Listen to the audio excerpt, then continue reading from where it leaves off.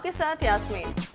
PM Modi की जिंदगी पर बनी फिल्म का ट्रेलर हाल ही में रिलीज हुआ था, जो कि लोगों के बीच काफी सुर्खियों में रहा और इसी के साथ फिल्म को लेकर शुरू हुआ विवाद, जो रुकना तो दूर उल्टा दिन पर दिन बढ़ता ही जा रहा है। हाल ही में हमने आपको इस बात की जानकारी दी थी कि इलेक्शन कमीशन की तरफ से फिल्म के मेकर्स के लिए नोटिस जारी की गई है। वहीं अब बॉलीवुड के भाईजान सलमान खान भी इस बायोपिक के चलते आंख बबूला हो रहे हैं। खबरों की माने तो फिल्म में एक गाने सुनो गौर से दुनिया वालों का यूज किया गया है, जबकि ये गाना सलमान की अनरिलीज फिल्म 10 का है। इस बात को लेकर सलमान नाराज हैं, क्योंकि उनका ये गाना विवेक ओबरॉय की फिल्म में लिया जा रहा है। अब विवेक और सलमान के रिश्ते कैसे हैं ये तो आप भी जानते होंगे। कई सालों पहले जब सलमान और ऐश्वर्या का ब्रेकअप हुआ था, तो उस वक्त विवेक ने ऐश्वर्या की लाइफ में एंट्री ली थी। दोनों के बीच काफी अनबन भी हुई थी, जिसके बाद से ही सलमान को विवेक ओबरॉय फूटी आंख नहीं सुहाते हैं। वैसे आपको बता दें कि सलमान खान की पीएम मोदी के साथ काफी अच्छी बॉन्डिंग है। इस वजह से सलमान गाने को लेकर कोई बखेड़ा खड़ा करना नहीं चाहते। बात करें सलमान के वर्क फ्रंट की, तो बता दें कि इस साल ईद के मौके पर वो फिल्म भारत में नजर आएंगे। अली अब्बास जफर के डायरेक्शन में बनी इस फिल्म में कटरीना कैफ भी लीड रोल में होंगी। well, आपको हमारी ये स्टोरी कैसी लगी हमें कमेंट करके जरूर बताएं। 60 साल पहले कि एक चाय वाला ये जो है ना, ये बनेगा पीएम बड़ा होके, तो कोई बिलीव नहीं करेगा, लेकिन वो बन चुका। बन के ऐसा दिखाया कि पूरा नेशन खड़ा होकर ताली मारा कि ये है, and I am so inspired and I got inspired because of that, and that's why I said yes, I will do this film because I like zero to hero बोल सकते हैं, या a struggle story that can inspire anyone and everyone कि मैं भी बन सकता हूँ एक दिन प्राइम मिनिस्टर। वो हमारी इस फिल्म में एक लाइन भी है बहुत अच्छी तरह कि कोई भी बन सकता है, and he did it and we all got inspired and that's why I did this film. आपके लिए क्या कहूँ मैं, आपका तो नाम एक चमत्कार है, क्योंकि आपका पूरा नाम उनसे मिलता है जिनकी पूजा करते हैं श्री नरेंद्र मोदी, स्वामी विवेकानंद। और कमाल की बात यह है, शायद आप लोग जानते हैं कि विवेकानंद जी का असली नाम नरेंद्र है, और अब आप नरेंद्र मोदी जी का रोल अदा कर रहे हैं। ये कैसी किस्मत है जो जिसने आप तीनों को जोड़ा है। सबसे पहले तो इसके बारे में कहिए कुछ। You think you are destined to play this role? Good evening, everyone. Thank you for being so patient. I think destiny it works in mysterious ways. आपको खुद जाके आपकी किस्मत मिल जाती है कहीं ना कहीं।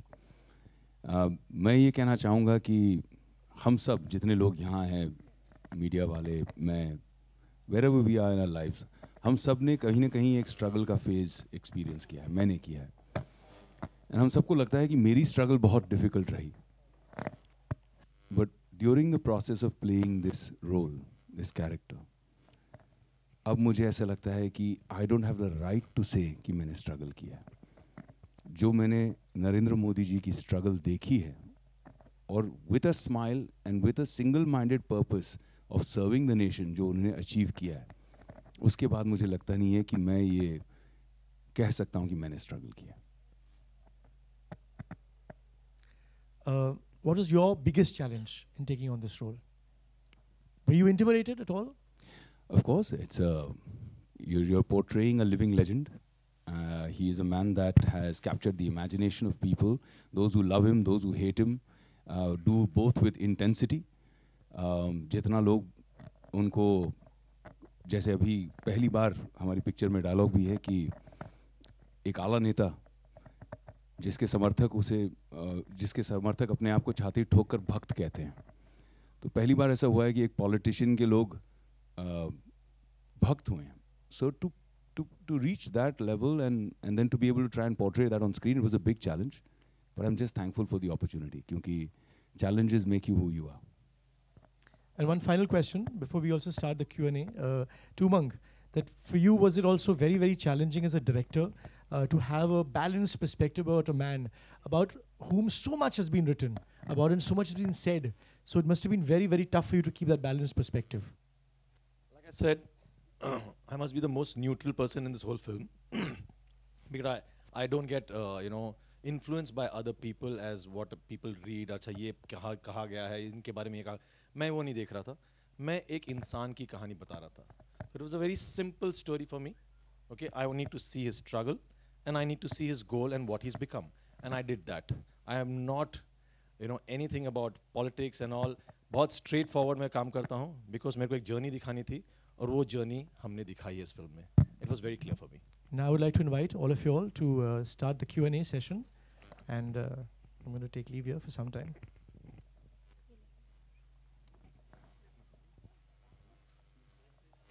Mike, okay.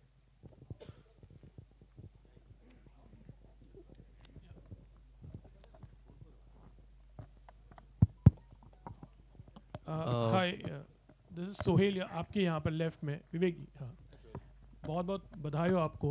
Thank you. Looking fabulous, trailer also looks very fabulous. सबसे पहले तो यही अटायर में आने के लिए एक्चुअली किस तरह से आपने सोचा? नॉर्मली इस तरह से नहीं होता है. आप जो प्ले कर रहे हो नरेंद्र मोदी जी का रोल, उसी भेष में आप आए हो.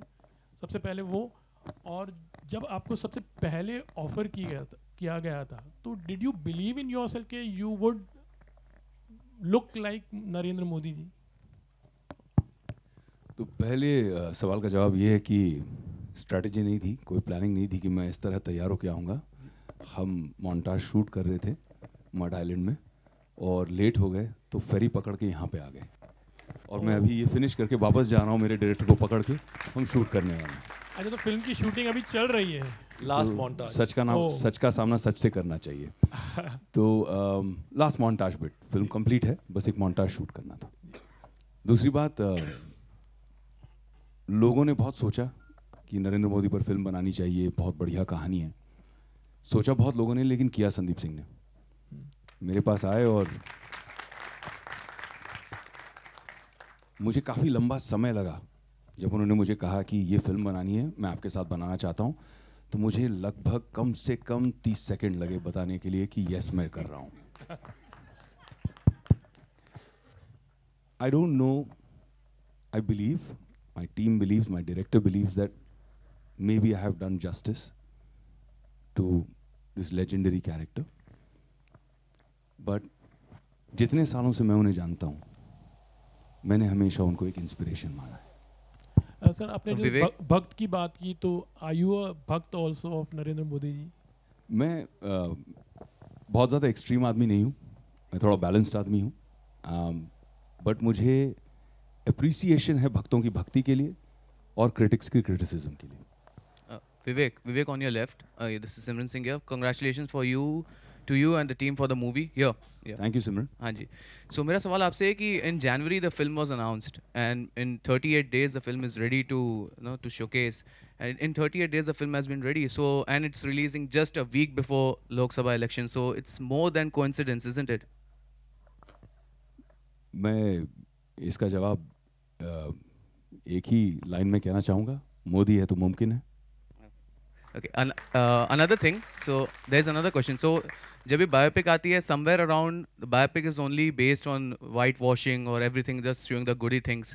So ये movie कितनी अलग हो सकती है? मतलब do we get to see the real controversies that was related to the politician? What do you want to say about it?